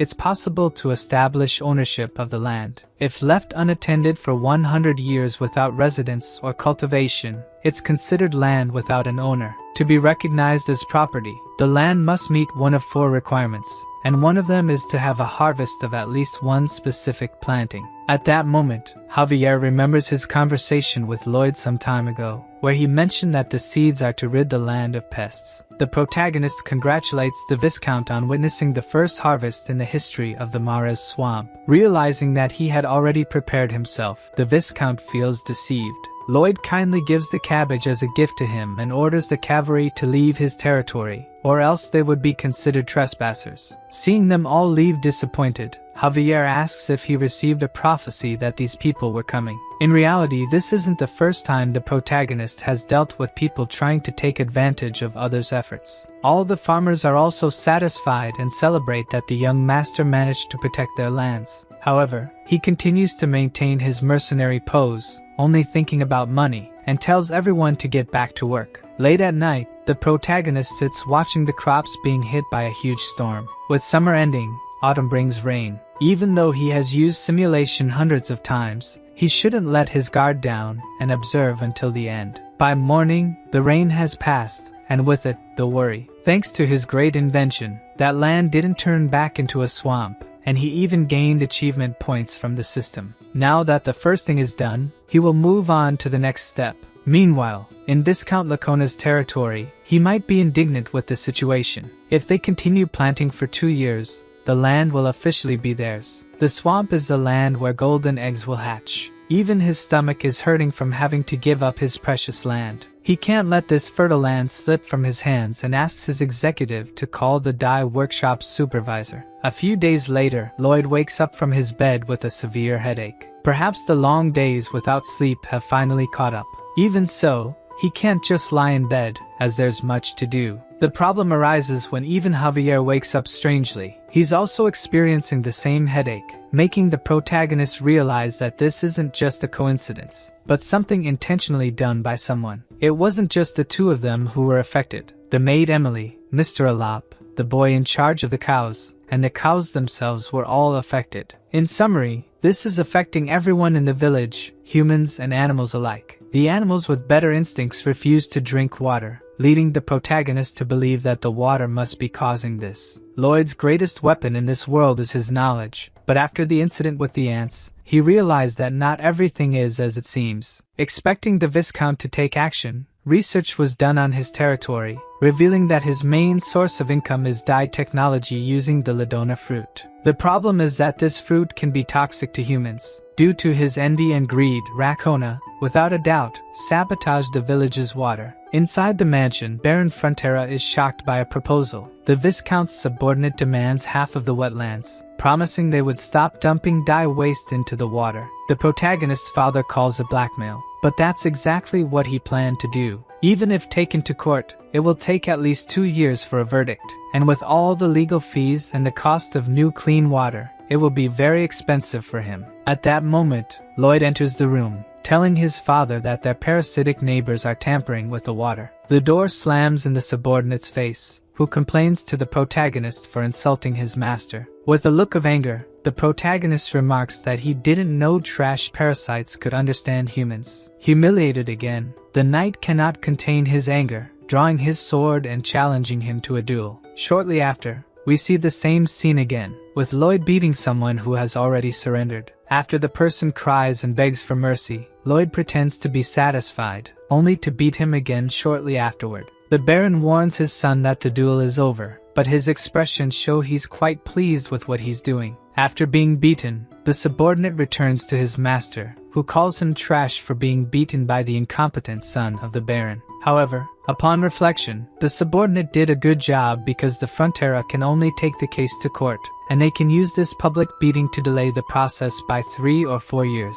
At least, that's what the protagonist thinks the Viscount is planning. However, as a Frontera, he will resolve this using his own methods, rallying the population to defend their lands from greed. First, to solve the water problem, they build a reservoir using hippo to bring water from a local river before it becomes polluted, filling the reservoir. Javier says it's a good solution, but they'll have to do it every day without rest. Lloyd says it's only a temporary solution. The real plan is to build a water supply system. To do this, infrastructure will have to be built to bring water from Lake Kapua in the eastern mountains, which will be a massive undertaking in terms of work and costs. However, the protagonist knows exactly how they will recover what was spent, multiplied by 100. Months later, the Viscount is extremely anxious about something. The manager informs him that the eldest son of Baron Frontera is requesting an audience to help solve recent problems. Inside the room, Lloyd sarcastically remarks that he's doing very well and is there to help with his problems.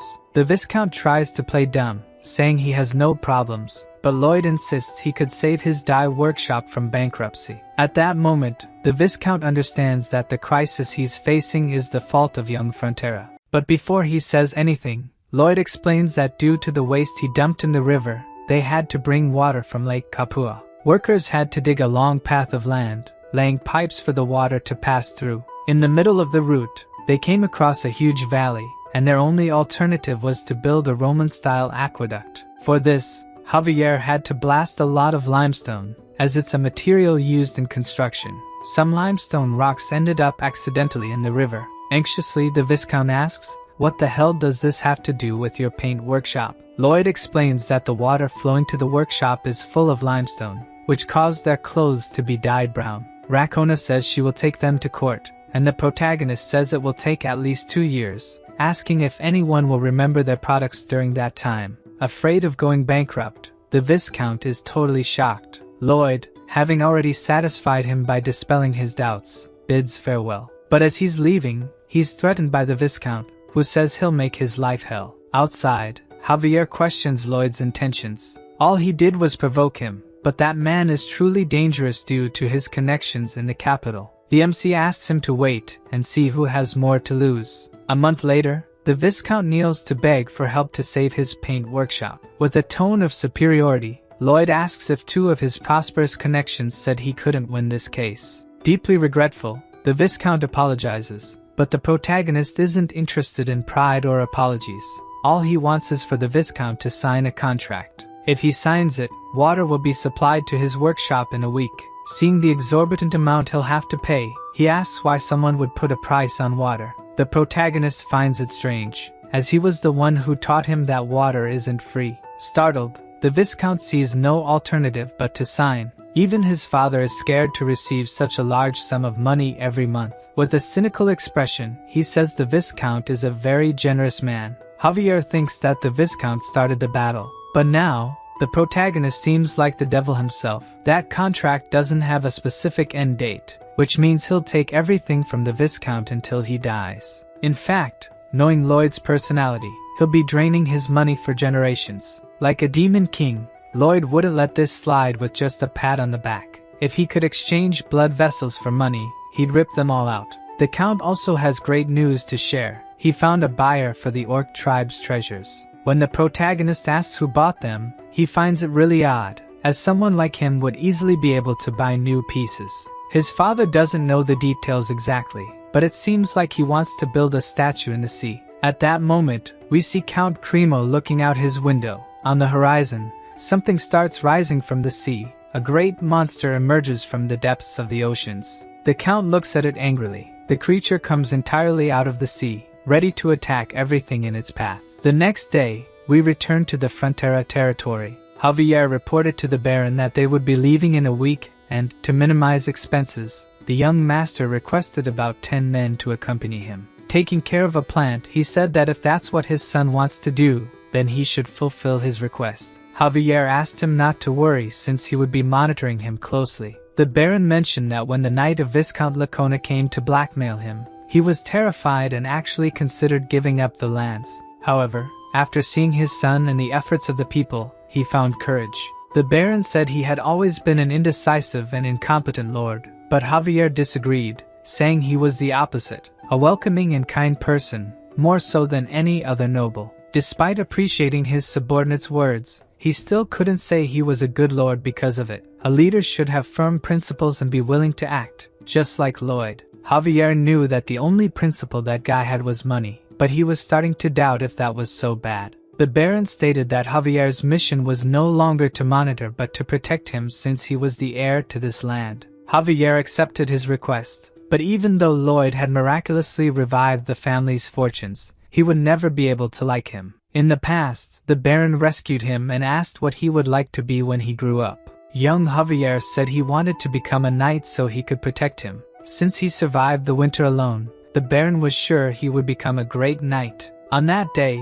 he carved a wooden sword and gave it as a gift, but young Lloyd mocked him, asking how an orphan could become a knight, and broke the sword his father had carved. Javier returned to his room, taking off his coat while looking at the broken sword he had kept for so many years, sure that he could never like Lloyd. The MC started attending to his recurring client, joking that Javier couldn't live without him anymore. To help him sleep, Professor Miram began reciting the discharge compression method. Almost falling asleep, Javier was sure he should hate him, but it's as if he had transformed into a completely different person. It's hard to admit, but he had become a decent person. In the middle of the night, while both were in a deep sleep, an assassin invaded Lloyd's room and blamed everything on him. The assassin leaped from the window ready to stab him, but Javier quickly woke up and attacked the assassin, cutting his sword and leg. Due to the commotion, the protagonist woke up and saw Javier immobilizing the knight of Viscount Racona. The next day, while monitoring the work, he reminded his employees of the company motto, "Safety first."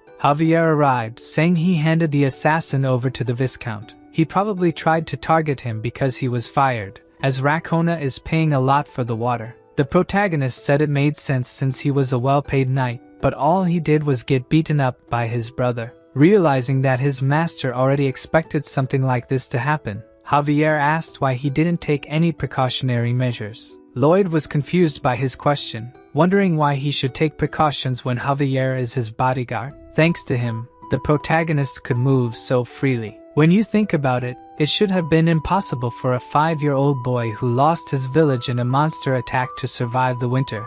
But he did and even became a knight.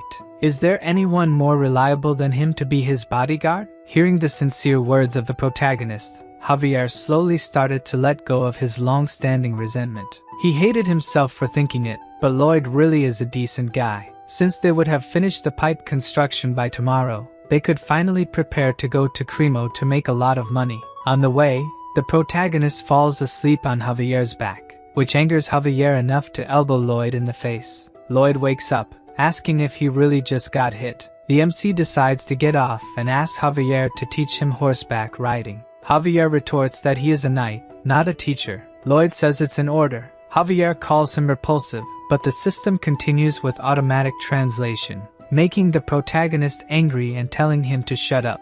Then he receives a truly useful notification. Rumors of his incredible construction work have spread, earning him even more fame points. Realizing that fame means money, the protagonist now sees a great future ahead. The journey there isn't short. Winter arrives while they're still on the road, so they only manage to reach Cremo in the middle of winter. The Baron there greets them. He had heard rumors about a talented builder, but never imagined he would look so young. However, he's not saying this to the protagonist but to Javier. Lloyd tries to interrupt, but the Count is determined to marry Javier to his daughter. Due to the interruption, the Count gets angry, asking how a mere servant dares to interrupt a noble's conversation, even making the system laugh at the MC's face. A while later, they manage to explain the situation. Lloyd is in deep depression, while Javier struggles not to laugh. To make matters worse, the Baron says it's Lloyd's fault for being born with the appearance of a servant. This man in front of him is the Lord of Cremo, the commercial city, and also an important character from the novel, helping Javier when he became a criminal. He wants to buy jewels to decorate a statue to be placed in the sea. However, his business is declining because some years ago, a monster appeared on the coast, the Giga Titan. Although it never attacked, it remains a source of fear. In fact, he had read about it in the novel. As people in this era lack ways to attack in the water, Cremo continued to decline until it entered a crisis. He thought Javier could help, but the work ended before a solution was found. The Count researched how to scare off this creature and found out it fears mermaids, as they are its natural predators. So, he wanted to build a large mermaid statue far out at sea but gave up on the idea because raising the seabed to build a statue obstructs boat passage. The protagonist sees this as an opportunity and says he will build the support for that statue. By combining a friction pile and a crate, it will be possible to raise a column to place the statue. With Javier, he goes by boat to where he wants to place the structure and dips his head into the cold water, activating his ability. The ocean floor is flat, making construction easier.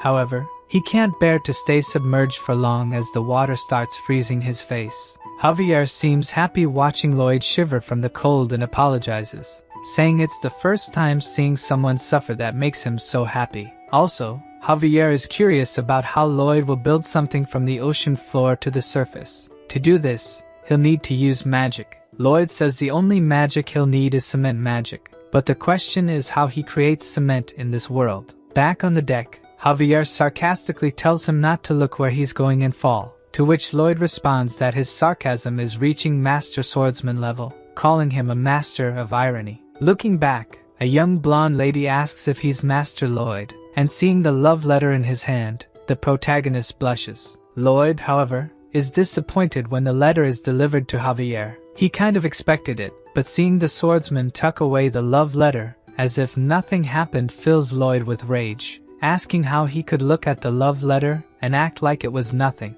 At that moment, Javier becomes startled, realizing that the protagonist has never received a love letter. He doesn't know what to say to console him, and wishes for him to stay strong. Consumed by hatred and envy, the MC tries to tell himself that he isn't feeling this way while working on the pillar project. The Count appears, saying he managed to gather most of the materials Javier had requested, except for volcanic ash.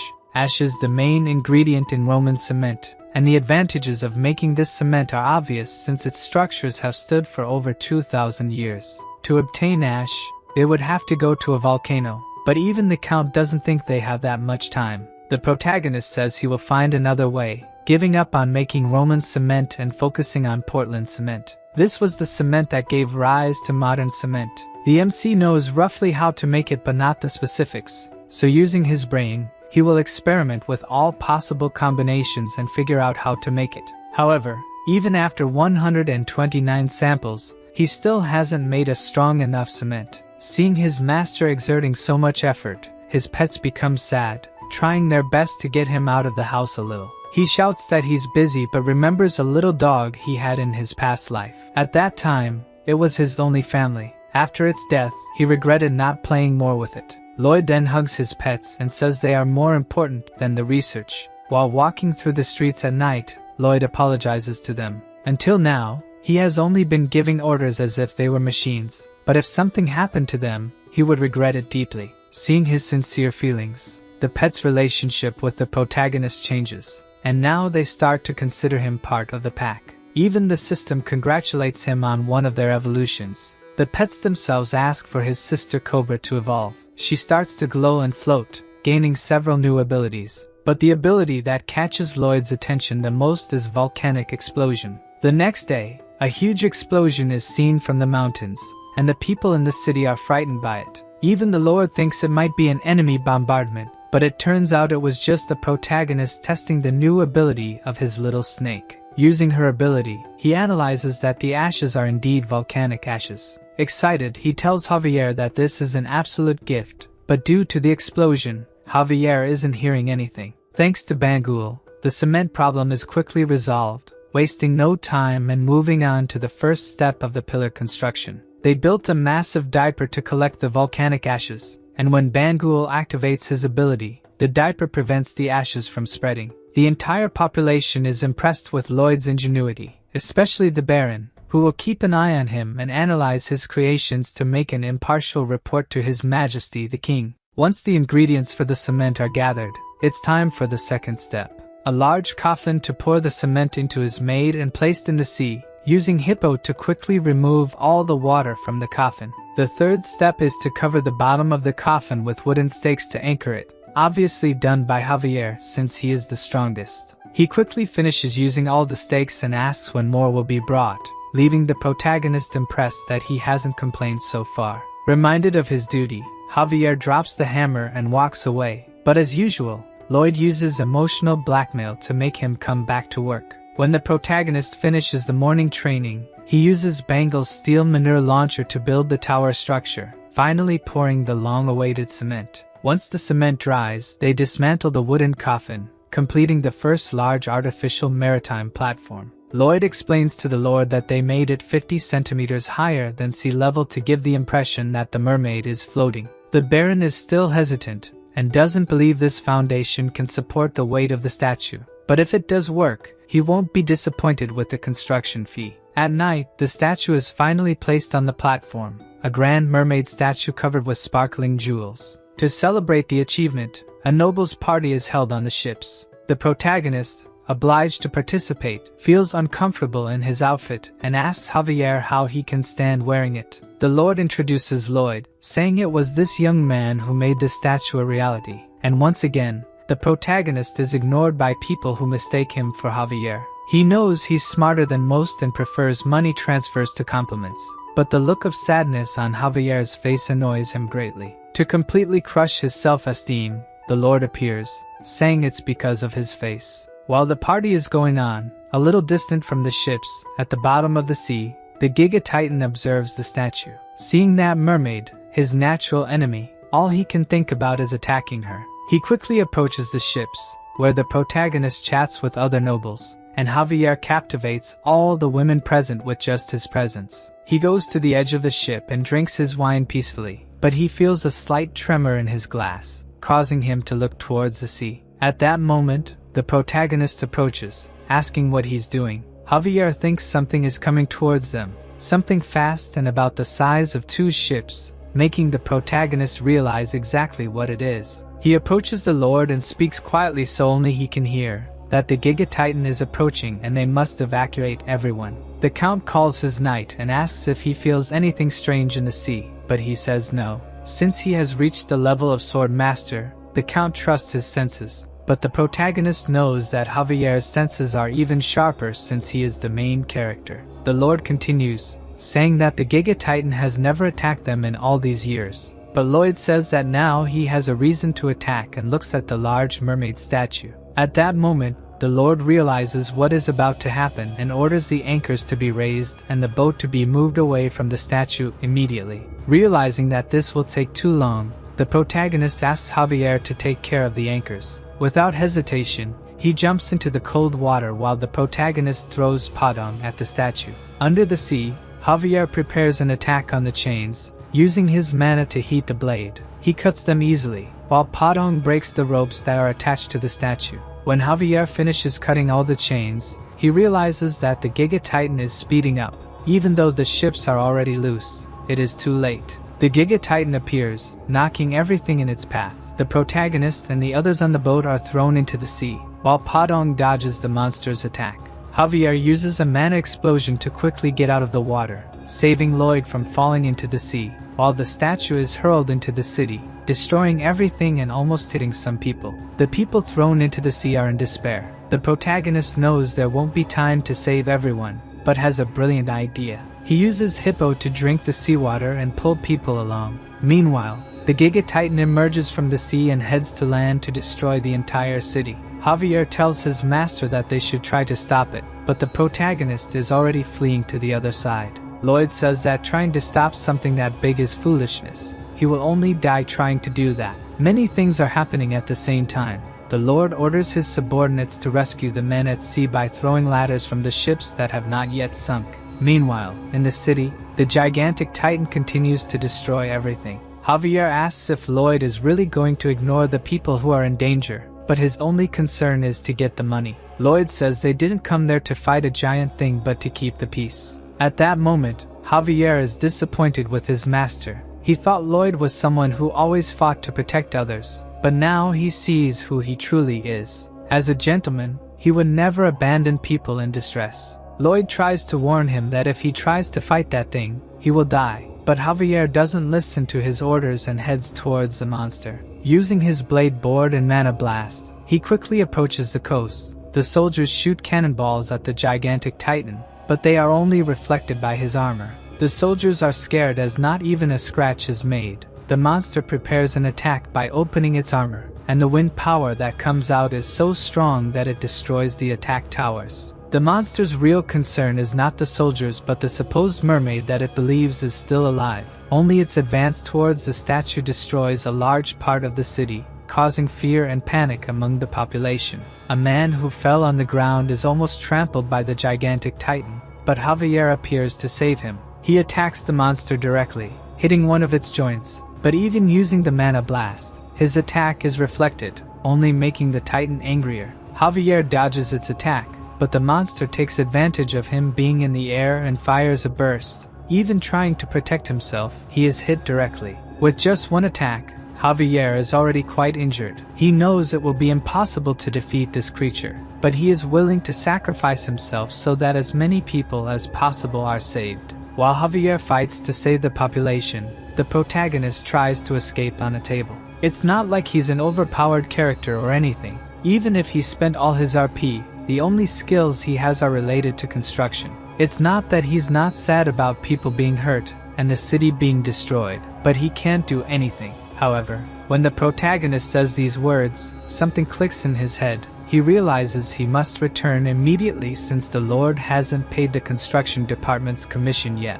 While Lloyd advances quickly to the city, Javier fiercely fights the creature. Dodging its attack, he thinks that as monstrous as it is, it's still an animal. Its weak point is probably in the eye. However, even using the mana blast and attacking the eye directly, nothing happens to the monster. With nothing else to do, Javier is attacked by one of its antennas. But Hippo appears just in time to save him, releasing all the water and returning to the protagonist's head. Lloyd is extremely angry because the giant lobster dared to interfere with his cash flow. Javier takes advantage of the opening his master created to attack the monster, but once again the attack is only repelled by the armor. He becomes scared since he can't get through this thing. At first, he thought he could win, but now he knows it's impossible. However, even though the situation is unfavorable, he remains calm since his master has returned. There is a possibility of victory. 2 minutes earlier, the protagonist was using the Padang to move through the city,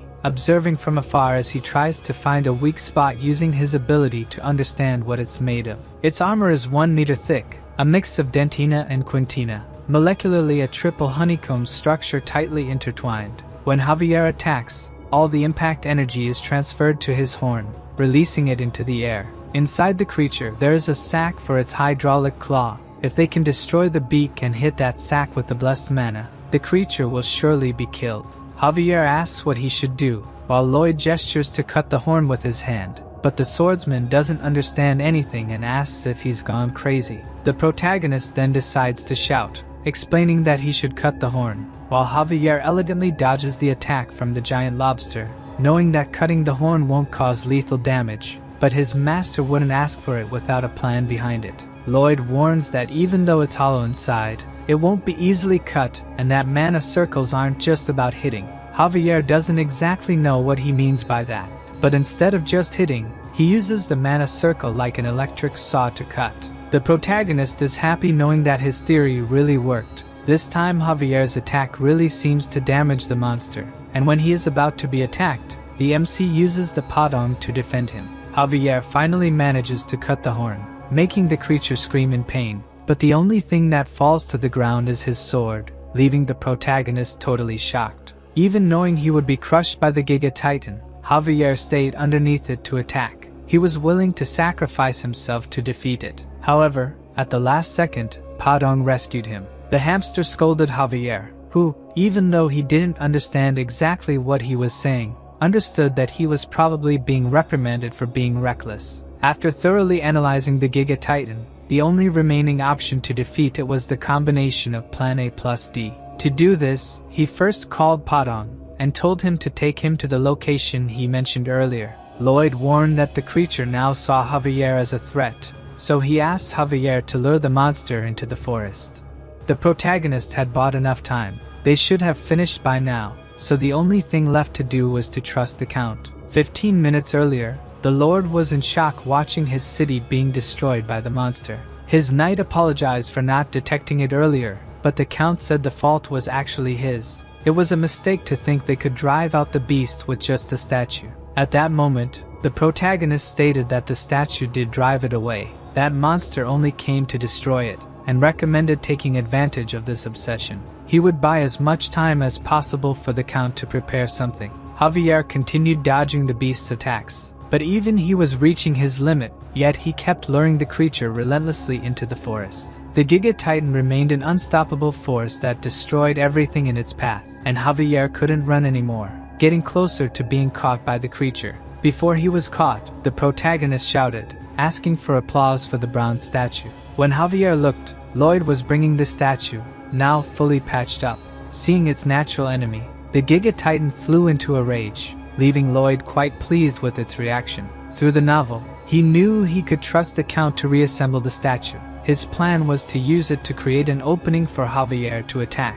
When they got close enough to the monster, Padong drifted the cart, and they began to lure the titan towards them. Javier seized the opportunity to attack the creature's weak point, hitting it precisely with a mana blast. Even though the attack was powerful and created a huge explosion, all it did was create a crack in the armor. Javier was saddened by his weakness, but as he fell, he heard Lloyd say to leave the rest to him. As your master spoke with great confidence, he knows he can now relax. Before he hits the ground, Hippo appears to cushion his fall. Lloyd shouts that he will protect this city no matter what. Padong is also at his limit, and he can't ask for more from him. At his signal, Padong throws the protagonist towards the Giga Titan. Earlier, when he was still heading to save the city, he thought of some plans to attack it, deciding he should use the mana blast. The problem is, for that, he would need to have a triple circle heart, and currently, he only has 2. Using the system, he starts to evolve his technique,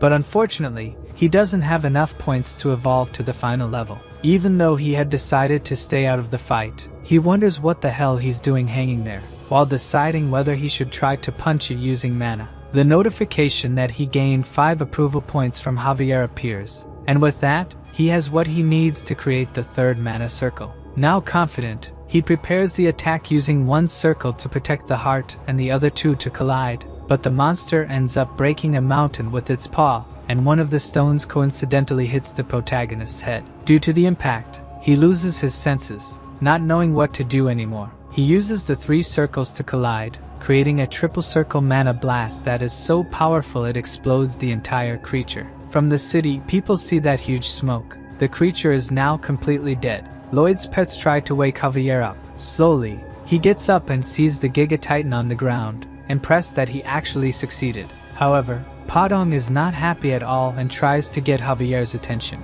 He follows the 3 desperate pets, finding Lloyd a little further ahead, with a bleeding head and lifeless eyes. He gets close and listens to his heart. However, Lloyd has no heartbeat. A carrier pigeon flies to the Frontera household, where the Count retrieves the letter and is completely startled by its contents. He immediately mounts his horse and sets off towards Cremo. In the letter he read, the Lord of Cremo mentions that his eldest son, Lloyd, admirably completed all the construction work they needed, but after the party, the city faced great danger, and at that moment Lloyd and his guards sacrificed themselves to save countless lives, leaving Lloyd in an unusual coma state. The Baron hurries to Cremo, worried about his son, yet recalling all the moments he shared with the new Lloyd, who never called him father, only Baron. For a moment, Frontera doubts if that young man is truly his son, but before he can dwell on it, a monster appears on the road. The knight dismounts and instructs the Count to continue while he faces the creature. He defends against the beast's first attack, apologizes to the Count, and promises to meet again in Cremo.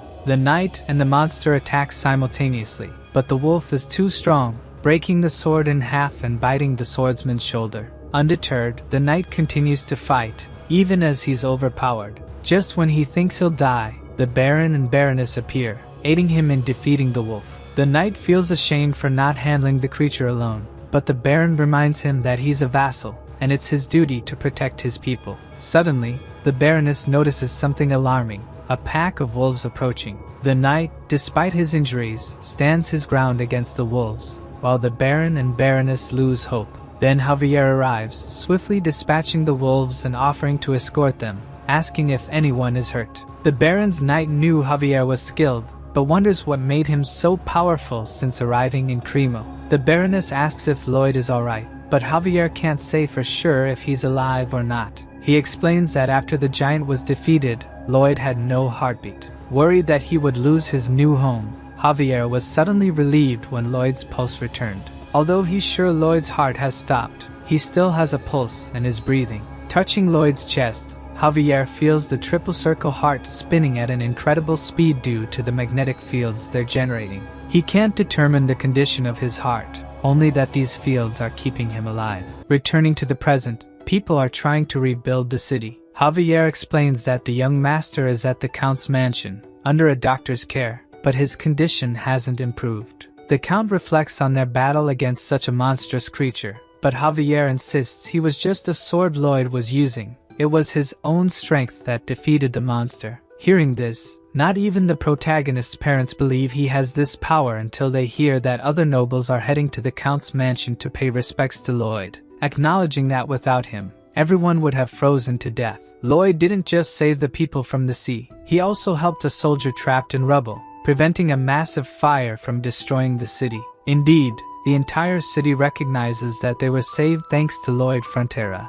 and everyone outside the Baron's house pays homage to him. A man tries to start an argument, blaming Lloyd for the incident because of a statue he made, but he's beaten by the crowd, who are quite agitated. In the room, the protagonist finally wakes up, his head hurting, and some system notifications are in front of him. He remembers using the triple mana blast like an idiot, and wonders if he's really alive. The system confirms he is, prompting the protagonist to ask how, since his heart should have exploded. At that moment, Javier enters the room and is shocked by the scene. Lloyd is happy to see him, immediately asking how much they will be paid for the construction. For a moment, Javier is disappointed that these were his first words, but he's happy soon after because Lloyd seems healthy. The Baron and Baroness rush into the room, embracing their son who has just awakened. Whether he is the true Lloyd or not doesn't matter now, they are just grateful he's alive. In the royal capital of Magenta, a servant reports to the king about the letter from the Count of Cremo.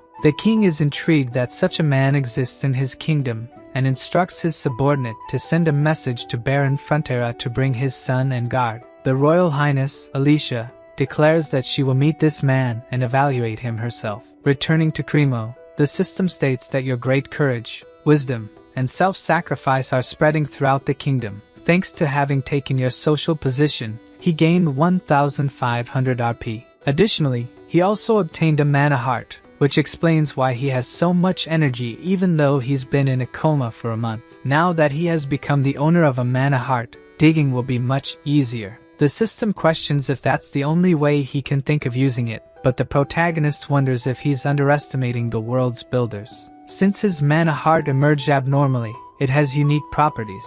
He gained the ability of neutralize shock, which literally means he can use the triple core explosion whenever he wants. Now the work in the mine will be much faster. The protagonist explains that the mana heart needs to be protected from the impacts caused by blessed mana. It acts practically like an ammunition depot, which is why he must protect the mana heart using one of the circles. But at that moment, he didn't have a mana heart, so he was able to survive the shock caused by the explosion. Who would have thought that neglecting mana heart training would end up being beneficial? At that moment, the Lord enters the carriage, saying they must leave immediately. As he watches the Lord go to sit down, the protagonist gives a look as if planning something. The carriage continues through the city streets, and looking out the window, Lloyd wonders how much it will cost to repair the buildings and streets. The Lord says it's hard to say, but it will probably take a month of the city's budget production. Upon hearing this, the protagonist plays his card and says that if the Giga Titan had not been defeated,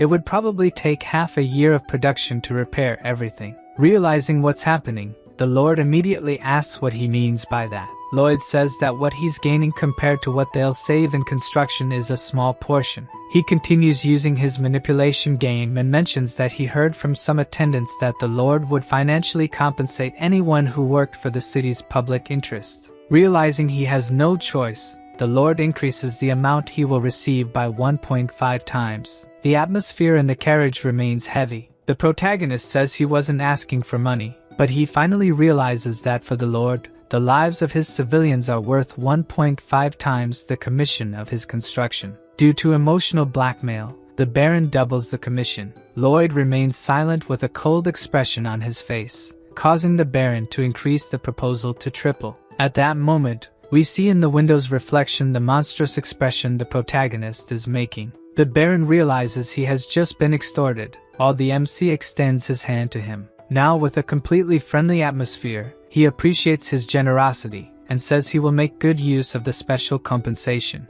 The Lord shakes his hand, though he finds it very strange since he was definitely just extorted. Still, he can't bring himself to hate him. The Count's carriage passes through the crowd, who are shouting incessantly that Master Lloyd has arrived. For someone who is a complete nobody in Korea, this is a lot of pressure. The Lord says they have prepared a podium for him, using a voice amplification sphere. The protagonist thinks of giving a generic speech since he won't make money from it. So on stage, seeing the crowd shout his name, the only thing he can think of is making money from each of those people. Instead of giving a speech, he asks if the citizens have heard of Andal coding. Realizing they haven't, he begins to explain how Andal will change their lives. All the time they spend by the fireplace will be replaced with peaceful family time, greatly improving their quality of life. Anyone interested should visit Baron Frontier's mansion, located in the Frontier Barony. Instead of a speech about saving the city, he just sold his product. The Lord understands why he doesn't hate him. Someone so obsessed with every penny of profit that persists in their goals is someone you can't hate, but rather desire by your side. Returning home, or rather, his future golden goose, Lloyd thought that the oldest knight, Lord Byron, earned far too much compared to his level of skill, which barely reached intermediate. However, the man in front of him left him completely amazed. He neatly organized the ongoing mining plans, the list of names and details of land construction, and simply everything that needed management, even down to sales and profit. Startled, the protagonist asked if he had done all this while he was away. Byron replied that he had left it for him to take care of, so he was just doing his job. A worker arrived and reported that the interior of the Andal floor project was complete and awaited inspection. Outside, he meticulously observed every detail of the floor, praising the workers for this time there were no flaws. Lloyd was simply shocked looking at him. This man he thought useless was extremely capable. If he had been born in modern Korea, he would probably be a director of a major corporation. The large-scale contract was entirely handled by the Baron and Baroness. These two had a gift beyond being lords of a state, making the protagonist realize that your luck starts the moment you are born. Javier asked if they really needed such a large warehouse for coal, but the protagonist said yes, as it would continue to come in all the time. With what he earned from construction alone, he managed to pay off more than half of his debt, and thanks to foolish neighbors, he would continue to pay without problems, leaving him truly glad that his retirement of fun and joy was almost here. Seeing the disdainful expression on his master's face, the only thing Javier thought about was punching him several times. But before he could do that, they both heard a trumpet, and the worst part was that neither of them knew what it meant. When they looked, a man on horseback holding the royal flag approached. The protagonist was angry at this ridiculous display and wanted to get straight to the point, feeling a terrible foreboding that this meant trouble. The man began to read the king's letter. Due to what he had done in the city of Cremo, his efforts to protect the nobles and civilians had been noted, and the king wished to meet with the two heroes who defeated the Giga Titan. His father was extremely happy, but Lloyd realized how problematic this situation was. If there was one thing he had learned in the army, it was never to stand out too much. Once, a superior found out he was a civil engineer and asked him to build a sauna. He studied like mad to create one, but that was also his worst mistake because it turned out too perfect, and then the superiors started making many requests of him. Upon hearing that they had to visit the Majesty, he knew he shouldn't have built that platform in the ocean. Inside the royal carriage, he felt completely hopeless. Javier said he looked like he was going to be executed, which was unexpected since his master would probably have said something like, "How much can I extract from Majesty?" This made him see a bit of color in the world again since he had read the novel and knew some things that would happen. If he could use all that to his advantage, he would surely get the most money possible from the Majesty. Arriving at the palace, Lloyd and Javier knelt before her. When they looked up, Lloyd almost had a heart attack because of her beauty. When the protagonist introduced himself, Majesty was surprised that he was Lloyd Frontera since he and his side had a much more noble aura. She also sensed a different mana flow coming from Javier, and he seemed worthy of being her fighting partner, as expected of one of the kingdom's two martial masters. She immediately discerned that Javier was special. It seemed awkward flattery wouldn't work on her. The queen appreciates the courage and altruism he demonstrated. However, she doesn't judge a man based on what others say, but rather on what she sees. As the protagonist already expected, she wants to test his abilities. The opportunity Lloyd was hoping for has arisen. If he does well, he'll secure a contract with the Majesty.